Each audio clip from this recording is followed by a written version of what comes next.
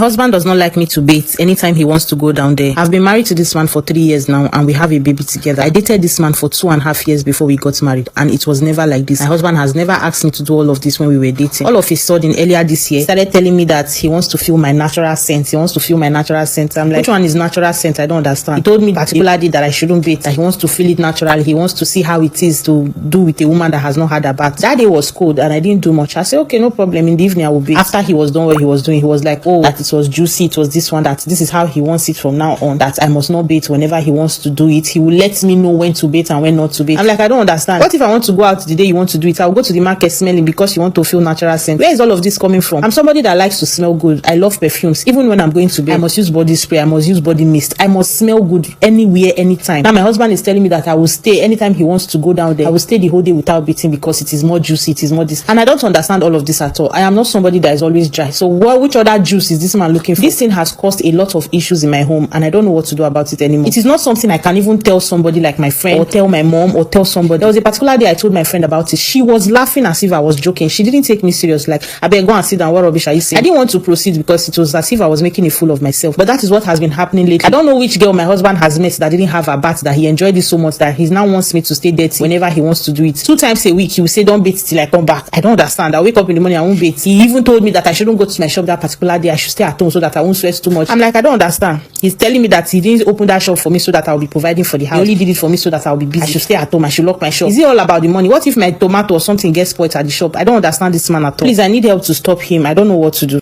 Me welcome back. Tó bá jẹ́ pé ìgbà àkọ́kọ́ rẹ̀ lélẹ̀ tó ń pàdé Hajia on Point by 2. Hajia lọ́kọláya àti gbogbo torí bẹ́ẹ̀dì. Mo máa sábà sọ wípé àti gbogbo dídí dọ̀ǹdẹ̀. Èmi ò fẹ́ negative energy. Negative energy mo ń bẹ̀yìn mọ̀nàfìkì wí. Ṣé rí bí mo ṣe introduce ara mi? Lọ́kọláya àti gbogbo dídí dọ̀ǹdẹ̀. Nǹkan tí mo sábà máa sọ náà nìyẹn. Then èmi àbá practitioner tiwantiwa. Ìdákọ́lẹ̀ ti gbogbo kí ló ń dààmú rẹ̀? Tí mo bá ti sọ pé ọlọ́kọláya àti gbogbo torí bẹ́ẹ̀dì, ó yẹ kó ti mọ ibi tí mò ń lọ fún ẹ̀yin oní negative energy. Ó lè ṣe dára papọ̀ mọ́ mi ní ẹ̀mí ẹ̀ ò gbé eré tètè lẹ́sẹ̀. Mi ò fẹ́ mọ̀nàfìkì. Mo ti ṣe small introduction ara mi fún yín. Isn't that? Àwọn tèmi mọ̀ mí, èmi náà mọ̀ àwọn tèmi ní modesty. Mo ṣe máa ń deliver program tètè mi nìyẹn. Title lè síwín, but mo máa ń fi ọgbọ́n orí deliver ẹ̀. No matter how terrible it is. Alhamdulillah, Rabbil Alamin. Mo dúpẹ́ lọ́dọ̀ Ọlọ́run fún yẹn. Tètè mi lórí èyí tẹ́ gbọ́ èdè Gẹ̀ẹ́sì, kí ni wọ́n sọ? Arábìnrin tó wà nínú voice note yẹn, ó ní òun ti ṣe ọdún 2 àtààbọ̀ pẹ̀lú ọkọ òun, àwọn ti bímọ kan. Ṣàdédé ni ọkọ òun wọlé wá níjọ́ kan ló ní wá bí o ìyàwó mi dáadáa. Látèní lọ tí mo bá ti fẹ́ bẹ́ẹ̀ sùn, tó bá ti mọ̀ pé màá bẹ́ẹ̀ sùn, pé mi àti ẹ a máa ríra as lọ́kọláya tó ti gẹ̀ẹ́sẹ̀tì ẹ̀ bẹ́ẹ̀, at least o mọ̀ mí náà, àwọn náà o mọ̀ mí, mo mẹ́ ẹ̀ẹ̀mejì lọ́sẹ̀. Mi ò fẹ́ kó mọ̀ fọ bẹ̀ yẹn. Mọ̀ fọ VJ rẹ. Mọ̀ fọ ojú ara rẹ. In fact, mọ̀ wẹ̀. Mọ̀ fílẹ̀ ní bọ̀lọ̀ ìbẹ́, mọ̀ fílẹ̀ ní bọ̀lọ̀ bẹ́ẹ̀. Ó ní làwọn bá bẹ̀rẹ̀. Ó ní ọ̀rọ̀ náà ó jẹ́ kàyéfì sí òun. So nísìnyí ó sọ ọ̀rọ̀ náà bí ẹni pé àbí nǹkan míì wà tí ọkọ rẹ̀ fi ń ṣe ni. Ó ní nǹkan tá à ń pè ní fetish. Ṣé rí oníkálukú ló ní fetish ìbálòpọ̀. Àwọn míì wọn ò lè identify pé fetish tí wọ́n lélẹ̀. Àwọn míì extreme ni wọ́n. Fetish wọn lágbára. Fetish wọn ó lágbára. Ṣé bóun la sọ ń jọ wọn nílẹ̀ báyìí? Fetish àwọn ẹlòmíì ó ní pé kí wọ́n mọ̀ nàyàn àbí kí wọ́n mọ̀ nà wọ́n, kí wọ́n so wọ́n lọ́wọ́, kí wọ́n wà bí ẹni pé wọ́n wà ní bondage. Fetish àwọn ẹlòmíì nìyẹn. Kọ́lọ́run ṣàánú wa, Kọ́lọ́run má jẹ́ ká mọ fetish rádaràda. Àwọn míì like normal, wọn ò tẹ̀lé identify. Yes, simple, but àwọn míì extreme. Ó gàgà tó à. So ara fetish nìyẹn. So ó ṣeéṣe kò ní kankan ṣe pẹ̀lú rituals. Nítorí pé kí ni èmi ṣẹ̀ṣẹ̀ rí voice note yìí ni. Èmi dẹ̀ ti gbọ́ rí, ó ti ṣe díẹ̀ sìn. Mo ti gbọ́ rí, ó ti ṣe díẹ̀ sìn. Baálé tèmi wọ́n lọ síbi kan, wọ́n lọ ṣiṣẹ́. Ó wá jẹ́bi tó jìnnà, but around north náà ni. Ó wá jẹ́bi tó jìnnà. Ní north, a ní majorly àwọn èdè oríṣiríṣi wà. But majorly a ní Nupe, a ní Hausa, a ní àwọn gwari. So àwọn èdè mìíràn wọ́n wá wà nínú tí wọ́n wà yẹn, mọ́tò gan ò dé ìlú wọn, ẹsẹ̀ wọ́n sọ̀kalẹ̀ níbì kan ni wọ́n wọ Kenu ni wọ́n fi ẹsẹ̀ dé inú village yẹn. Like seriously, ṣé àwọn èèyàn sì ń gbèrú village yìí? Wọ́n débẹ̀, àwọn obìnrin wọn ò cover, wọ́n kàn fi kíní kan cover wájú, wọn ò cover òkè. So wọ́n wá tún wá tẹ̀síwájú, wọ́n wá béèrè pé kí ló lè strange kó mọ́ tí wọ́n ṣe níbí. Wọ́n wá ní pé àwọn obìnrin wọn wọn sábà wọn fọ abẹ́ wọn fọ abẹ́ wọn pé àwọn tó ti marry inú wọn tí ọkọ wọn bá ti ṣẹ̀ wọ́n máa threat ọkọ wọn pé àwọn á dẹ̀ fọ abẹ́ yẹn lálẹ́. Ọkọ dẹ̀ ti gazette pé òun lè ní ìbálòpọ̀ pẹ̀lú ìyàwó á máa threat pé òun ó dẹ̀ fọ abẹ́. So ọkọ náà wàá mọ̀ ṣe kò kárí, á wá máa bẹ̀bẹ̀ pé rárá kó má fọ pẹ̀lú èdè wọn, má fọ. So òun ni ó dífá fún voice note ẹgbọ́n yẹn. So lóòótọ́ ni fún gbogbo àwọn tó wá ní abẹ́ kọ́mẹ́ǹtì voice note yẹn, nítorí àwọn èèyàn wá bẹ̀rẹ̀ sí ní lo voice note yẹn, wọ́n fi ń ṣe fídíò míì. Níṣẹ́ tó yẹ káwọn èèyàn máa wo fídíò bí oúnjẹ dídá tí wọ́n ṣe, wọn ò oúnjẹ dídá yẹn mọ́, voice note yẹn ni wọ́n gbọ́, ni wọ́n sọ pé irọ́ ni, irọ́ kọ́ o ẹ̀ǹtẹ̀ mi, òótọ́ ni, ó dẹ̀ ní reason. Ó ní reason. Kí n tó sọ reason, mo fẹ́ sọ̀rọ̀ kan again kí n tó sọ reason. Ṣé ẹ rí gbogbo wọn ní èèyàn kan ó showcase, ó ní kíní kan king of squat, àwọn tó máa ń squat yẹn, tó máa ń squat táwọn ọkùnrin máa ń yọ̀dí yẹn, tọkùnrin yọ̀dí. Gbogbo ọkùnrin tó bá ti yọ̀dí kò ní lóko, gbogbo ọkùnrin tó bá ti ṣe ẹ̀yìn gọbọi kò lè lóko. Kò í ṣe ìdí nìkan, fún ní gbogbo ẹ̀yin kan tẹ́ lọ ń join king of squat, tẹ́ ń squat ní ọkùnrin láìsí obìnrin ní ọkùnrin, gbogbo ẹ̀yin tẹ́ ń ṣe squat lọ́kùnrin tẹ́ lọ ń yọ̀dí, ó máa gba tiwájú lọ. Tí ọkùnrin bá ti lè yọ 1 or 2 places unnecessarily, iwájú ẹ̀ ló máa kéré sí. Tí ọkùnrin bá níkùn jù, iwájú ẹ̀ ni. Tó bá yọ̀dí jù, iwájú ẹ̀ ni. Tó bá yọ àyà, kó sí àyà gọbọi, gbogbo àwọn tó máa ń gbé wéètì yẹn, ẹ̀yin náà wo gbogbo àwọn tó ń gbé wéètì yẹn, kí lẹ rí lábẹ́ wọn púpọ̀. Ìwọ tó bá ti lè sọ pé òun lọ ń gbé wéètì kíní kan, ó máa gba abẹ́ rẹ lọ. Àwọn míì wọ́n ń gbé wéètì gan láti cover up iwájú bí a kò síwájú. The more tó continue láti máa gbé wéètì tí àyà rẹ̀ ń ṣe gàgàgà, bẹ́ẹ̀ náà ni tiwájú ṣe máa sá lọ. Lẹ́ẹ̀fi rí àwọn míì tí wọ́n ń gbé wéètì, wọ́n tún wá lọ máa ń wá like artificial thing, wọ́n fi ń ṣe bí ẹni pé àwọn ní nǹkan ńlá, irọ́ ni gbogbo ẹ̀. You understand me? So ìyẹn that is that. Ìwọ tó bá yọ̀dí ní ọkùnrin, mọ̀ pé tiwájú rẹ̀ ò lè tó nǹkan mọ́. Yes. So kí wá ni reason? Kí ni reason tó jẹ́ wípé ó fi rí bẹ́ẹ̀ tí àwọn ìyẹn nílùú wọn yẹn wọ́n á fi mọ̀ sọ pé kí ìyàwó wọn mọ̀ fọ́?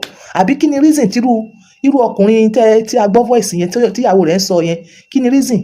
Àwọn míì náà wọ́n gbọ́ bí mo ṣe ń sọ, they are into it. Àwọn baálé mi náà pẹ̀lú ìyàwó wọn, they are into it. Reason tí mo wá fẹ́ sọ yìí, tí ò bá rí bẹ́ẹ̀, àbí tó bá jẹ́ pé wọ́n ní mi mo fẹ́ sọ, tó bá jẹ́ pé wọ́n bá ní more reason tó fi rí bẹ́ẹ̀, ẹ jẹ́ ká gbọ́. But this is part of the reason which are strong. Reason tí mo fẹ́ mú kalẹ̀ yìí, reason méjì gbáǹkọ́gbì which are very very strong. But ìwọ tó bá mọ̀ pé òun ṣerú ẹ̀, tó bá ní more reason why tó fi sọ pé kíyàwó rẹ̀ kó má fọ abẹ́ rẹ̀, kíyàwó rẹ̀ kó má wẹ̀ torí pé ó fẹ́ fi ìbálòpọ̀, jọ mo fẹ́ kó o tẹ̀ sí kọ́mẹ̀ntì yìí. Thank you. One of the reason òun ni nítorí natural flavour OBO. Òórùn yẹn ó ń gbáskí lórí àwọn ẹlòmíì. Mo bá fídíò kan pàdé, arákùnrin yẹn ń béèrè pé níbo ni natural smell OBO wà? Níbo ni natural smell òbó wà? Àwọn ò gbọ́ natural smell òbó mọ́ lára àwọn obìnrin, níbo ló transfer lọ? Nítorí pé kí ni ọ̀pọ̀lọpọ̀ ti fọ́ dànù pẹ̀lú female wash is a scam. Ọ̀pọ̀lọpọ̀ wọ́n ti fi perfume cover rẹ̀. Ẹ rí àwọn obìnrin míì báyìí, yes ó dá ká mọ́ lo perfume, but perfume tí wọ́n máa ń bù sí ojú pint wọn ó lè kó bá wọn gan, ó lè lé natural lactobacillus smell lọ, ó lè lé lọ. A ní kẹ́ lo perfume ní lóòótọ́, a ní pé kí ẹ má da perfume sójú pátá. Ó lè da perfume, ó lè fi perfume níwọ̀nba sí aṣọ ẹ níwọ̀nba. Àwọn ọkùnrin míì ní every ọkùnrin míì, àmọ́ irú ọkùnrin tí wọ́n jẹ́ o, irú ọkùnrin wo ni wọ́n jẹ́? Ṣé wọ́n like natural smell àbí o like good smell? Ṣé o like natural smell OBO àbí o like just good smell around your woman? Báwa tẹ̀ sí. So àwọn ọkùnrin míì wọ́n sì desire natural smell yẹn. Òun ni ọkùnrin yẹn fi sọ wípé kíyàwó rẹ̀ mọ̀ fọ́ so that kó máa gbọ́ òórùn OBO. Níbo ni òórùn OBO tọ́lọ̀ ń dá, níbo ló sápamọ́ lọ? Ẹ̀yin kan ti fi female wash ẹ ti fi fọ́. Mo ní rárá, kìí ṣe female wash scam ni. Omi lásán ti tó. Tí wọ́n bá lo omi lásán, natural smell yẹn ò ní lọ. Fún ọkọ tó bá desire natural smell ò ní lọ. Then another point òun ni pé tí èèyàn ò bá fọbẹ̀ tí èèyàn ò bá dẹ̀ wẹ̀ ṣé ẹ mọ̀ pé ìyẹn máa sweat ibẹ̀ yẹn tún á máa wà sticky ibẹ̀ yẹn á wà sticky tí obìnrin bá wá release pẹ̀lú sticky yẹn á wá máa gọ́mgọ́m ọmọkùnrin bọ́kùnrin bá ti ń ṣe ìbálòpọ̀ yẹn á wá máa gọ́mgọ́m ó là ń pè ní màláka.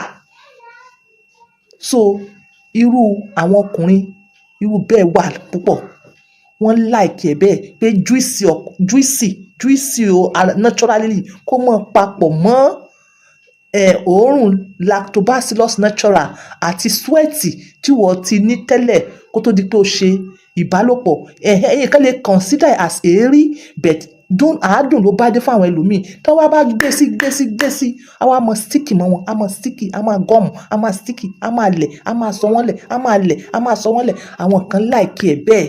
So according to that video kí ló sọ ó ní ọkọ òun ó ní sọ pé ó dùn yàtọ̀ ó ní òun naturally dẹ̀ ni ó ní òun máa ń juicy kí wá tí bóun sáà ń juicy even before tó ń gbà tó ń wẹ̀ èwo wá ní kó mọ́ wẹ̀ ṣe é rí i pé every man pẹ̀lú fantasy ẹ̀ pẹ̀lú ìrònú ẹ̀ pẹ̀lú extremist ẹ̀ everybody pẹ̀lú nǹkan tí wọ́n rò tí wọ́n fi ń ṣègbádùn to many others ó lè dàbí pé what is this but to àwọn tó ń ṣe bírú ọkọ arábìnrin yìí ó mọ reason tó fi ń ṣe ó dọ̀ ẹ̀ ń dùn mọ́ bẹ́ẹ̀ ó ń dùn mọ́ bẹ́ẹ̀ so irú ọkùnrin wo ni ìwọ then tó wọ́n bá yẹ pé ìwọ bá ń partake jọ ṣé o lè fún mi ní reason tí wọ́n fi ń ṣe bẹ́ẹ̀ yes ẹ̀yin obìnrin a ní ìmọ́tótó ó borí àrùn mọ́lẹ̀ bẹ́ẹ̀ kò kí ń ṣe pé kẹ́ ẹ fọ́ ò ní wọ́n wá natural smell ó bí àrímọ́ nígboro kí ló ṣẹlẹ̀ kì í ṣe pé kẹ́ ẹ lo perfume ayérayé tí gbogbo ẹ wá tán kí ló ń ṣẹlẹ̀ náà tí wọ́n bá ń sábà fọbẹ̀ yẹn pẹ̀lú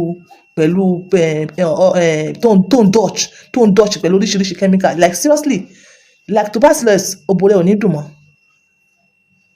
mọ́ this is on point by 2 fún wọn tó bá wá ní any reason sorry kí n tó lọ kí wọn tó bá ní reason mi tí o fi ń partake please tó bá lè comment wá fún mi ní personal experience please fún mi personal experience let others share let others enjoy ìyàwó ẹni kò dẹ̀ yẹ kí èèyàn kórìíra ìyàwó èèyàn kò yẹ kí èèyàn kórìíra ọkọ èèyàn do you understand yes you can give it a try lọ́kọláya tọkọ bá kọ̀yàn ọkọ nìyẹn fẹ́ tíyàwó bá kọ̀yàn ìyàwó nìyẹn ṣe kí ni ìyàwó nìyẹn fẹ́ don't live a boring life this life is very very short don't live a boring life this is Ajia on point by 2 always using my words to help others bye for now bye